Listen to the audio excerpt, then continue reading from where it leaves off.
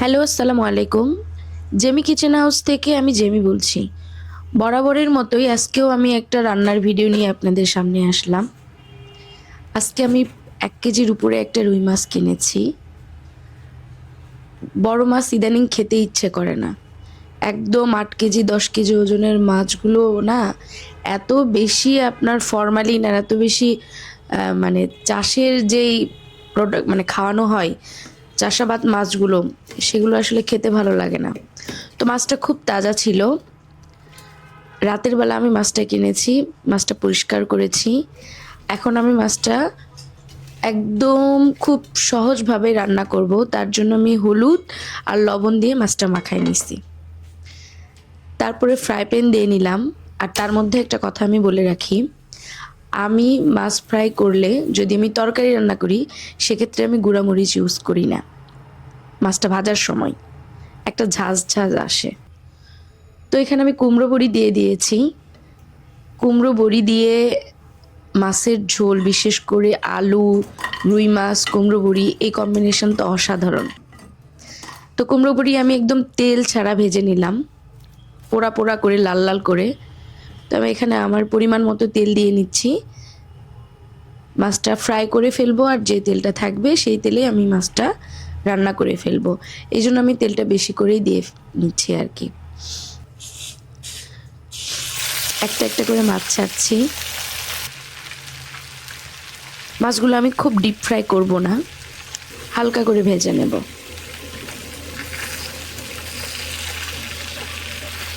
তো যেহেতু মাছগুলো আমি হালকা করে ভেজে নেব, সেহেতু আমি খুব অল্প সময় রেখেই মাছগুলো একটু উল্টে দেওয়ার চেষ্টা করতেছি।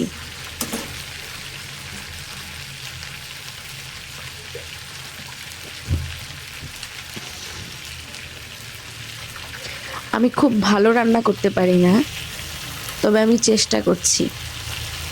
রান্না করতে করতে একসময় খুব ভালো রান্না করে মানে করা হয়ে যাবে কখন, সেটা নিজেও হয়তো টের পাবো না। তো মাছগুলো আমি একটাবার উল্টাই দিচ্ছিলাম, কারণ মাছগুলো আমি খুব ডিপ ফ্রাই করব না, হালকা করে ভেজে নেব। যেহেতু আমি মাছটা একটু ঝোল ঝোল রাখবো, সেহেতু আমি খুব ফ্রাই করে নেব না।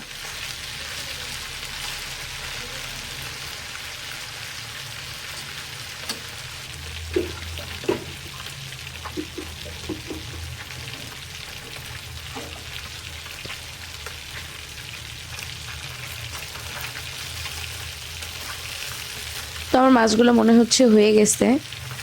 আর মাছটা খুব বেশি তাজা ছিল। সরিষার তেলে ফ্রাই করতেছি। আমি সব রান্নাই সরিষার তেলে করি। প্রথমের দিকে আমি সরিষার তেলটা না খেতে পারতাম না, একটা গন্ধ লাগতো। কিন্তু এখন সরিষার তেল খেয়ে খেয়ে এত একটা অভ্যেস হয়ে গেছে, সয়াবিন তেল খেলে আমার মনে হয় যে পানি খাচ্ছি, পানি পানি মনে হয়। সরিষার তেলটা কিন্তু একটু ভারী ভারী। আমি যখন রান্না করতেছি তখন সময় 10টা প্লাস বেজে গেছে। এরকম সময় আমি রান্না করতেছি। তো মাছগুলো আমি এপিট ওপিট করে ভেজে নিচ্ছিলাম। একটা পাশে একটু হালকা লাল লাল হয়ে আসলে আর একটা পাশ উল্টে দিচ্ছিলাম।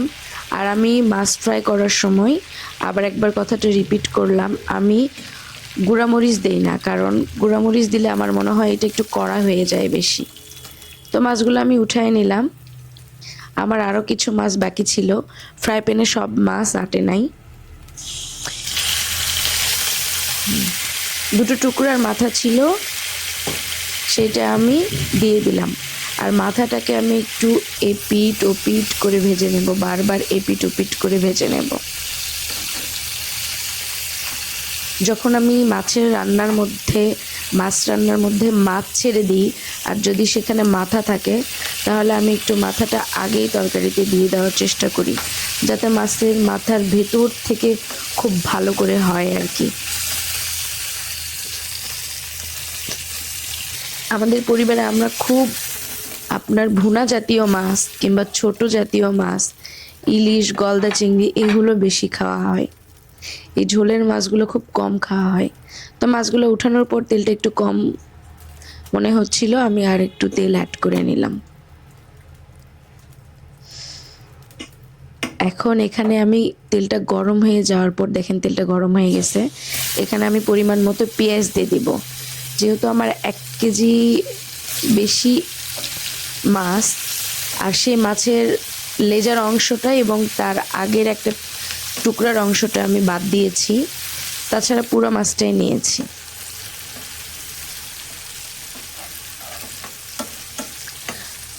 পরিমাণ মতো পেঁয়াজ দিয়ে আমি পেঁয়াজটা একদম ব্রাউন কালার করে ভেজে নেব। একদম কড়া ভাজবো না, মোটামুটি ভেজে নেওয়ার পর এখানে 2টা টমেটো দেব। আমি অনেক রান্নাতেই টমেটোর বিচিটা ফেলে দেই, তবে এইটাতে দিইনি, কারণ এই টমেটোটা টক ছিল না। টমেটোটা একদম যেটা আমরা বলি যে টক ছাড়া টমেটো। তো টমেটোটা দিয়ে আমি পেঁয়াজের সাথে একটু নাড়াচাড়া করে নিচ্ছিলাম। টমেটো থেকে একটা পানি বের হবে, সেই পানিতেই আমি এই মশলাটা কষায় নেব। তো পেঁয়াজের সাথে আমি একটু ভাজা ভাজা করে নিচ্ছিলাম, আর এর মধ্যে আমি টমেটো আর পেঁয়াজের মধ্যে একটা একটা করে মশলার উপকরণগুলো দিয়ে নেব। যেমন এখানে আমি 2 চামচ পরিমাণ লবণ দিয়েছি। লবণটাও পেঁয়াজ আর টমেটোর সাথে মেশানোর জন্য আমি একটু নাড়াচাড়া করে নিচ্ছিলাম ঘন ঘন, কারণ এই সিচুয়েশানে আপনার যখন পেঁয়াজটা ভাজা হয় তখন আপনার বারবার নাড়াচাড়া করতে হয়। তো এখানে আমি আদা রসুন জিরা বাটা একসাথে করা ছিল, সেটা 1.5 চামচ পরিমাণ দিয়েছি। এইটা আমি একটু তেলের মধ্যে ভেজে নেব। আমি প্রত্যেকটা তরকারিতে মশলা কষানোর সময় তেলের উপরে বাটা মশলাটা দিয়ে একটু মশলাটা ভেজে নিই, যাতে মশলার একটা কাঁচা গন্ধটা না থাকে। তো মশলাটা আমি টমেটো পেঁয়াজের সাথে মিলাই নেওয়ার চেষ্টা করতেছি।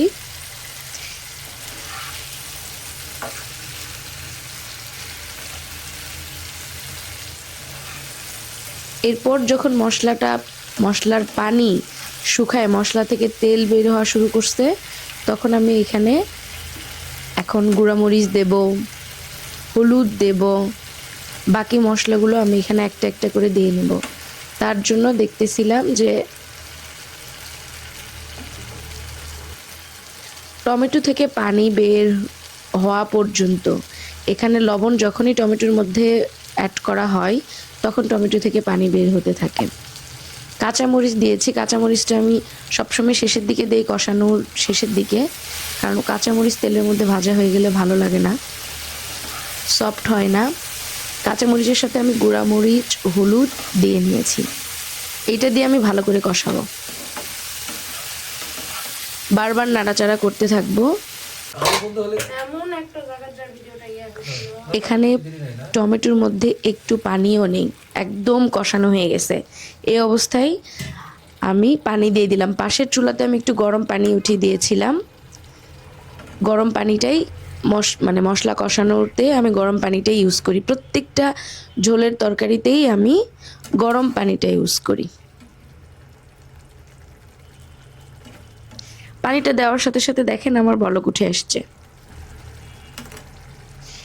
এই যে ভেজে রাখা কুমড়ো বড়িগুলো আমি এখনই অ্যাড করে নেব, কারণ এই কুমড়ো বড়িগুলো আমি বাজার থেকে কিনেছিলাম। যেই দোকানদার থেকে কিনেছি সেই দোকানদার আমাকে বলেছে এইটা একটু ঝোলের আগ মুহূর্তে দিতে হবে এবং কষাতে হবে, তাতে অনেক বেশি ফুলে যাবে এবং ভেতরে রস ঢুকবে আর নরম হবে। তো যেহেতু আমাকে এভাবে বলে দিয়েছে, কুমড়ো বড়ি কিন্তু 2 প্রকারে থাকে, একটা একদম নামানোর আগে আগে দিয়ে দিলেই হয়ে যায়, আর একটা কষায় নিতে হয়। তো এই কুমড়ো বড়িটা কষায় নিতে হবে, এটা দোকানদার চাচাই আমাকে বলে দিয়েছিল। তো আমি সেভাবেই দিয়ে দিলাম। কষানোর সময় কুমড়ো বড়ি দিয়েছি, আমি মিনিট 10 ঢাকনা দিয়ে রেখেছিলাম। তো ঢাকনা খোলার পর দেখি যে না, চাচা ঠিক বলেছে, কুমড়ো বড়ি এখনো পর্যন্ত সেদ্ধ হয়নি। তো যেহেতু কুমড়ো বড়ি দিয়েছি, আমি খুব বেশি নাড়াচাড়া করব না, আমি এখানে পানিটা দিয়ে দিব একদম মাছের ঝোল নামানো পর্যন্ত একটা পানি দিয়ে দিব। আমি এখানে কিছু পানি দিয়ে দেখতেছিলাম যে পানির পরিমাপটা ঠিক আছে কিনা বা আরও পানি প্রয়োজন আছে কিনা, সেটা একটু নাড়াচাড়া দিয়ে দেখতেছিলাম। তো মনে হচ্ছিল যেহেতু কুমড়ো বড়ি দিয়েছি, কুমড়ো বড়ির তরকারিতে কষানোর সময় একটু বেশি পানির প্রয়োজন হয়, কারণ কুমড়ো বড়ি পানি টানে অনেক। তো এই তো আমি পানিটা একদম ঠিকঠাক পরিমাপ মতো এখন বুঝতে পেরেছি যে এই পরিমাণ পানিটা দরকার, কারণ কুমড়ো বড়িও পানি লাগবে, কুমড়ো বড়িতেও সেদ্ধ হইতে। আর এখানে আমি এই অবস্থায় মাছও দিয়ে দিব। যখন পানিটা বলক উঠবে তখন মাছ দিয়ে দিব।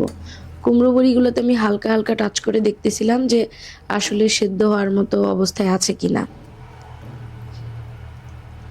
তো যখন আমার পানি বলক চলে আসলো তখন আমি আস্তে আস্তে একটা একটা করে মাছ দিয়ে নেব। এইটা টমেটো, কুমড়ো বড়ি আর মাছের ঝোল রান্না করব, ধনে পাতা ছাড়া। শীতের সময় প্রত্যেকটা রান্নাই অনেক মজাদার হয়। খুব বেশি সাজসজ্জা করে রান্না করতে হয় এমনটা না। যেমন ধনের পাতা আমার মনে হয় প্রত্যেকটা তরকারি শেষে দিলেই একটা স্মেল আসে বা একটা স্বাদ চলেই আসে।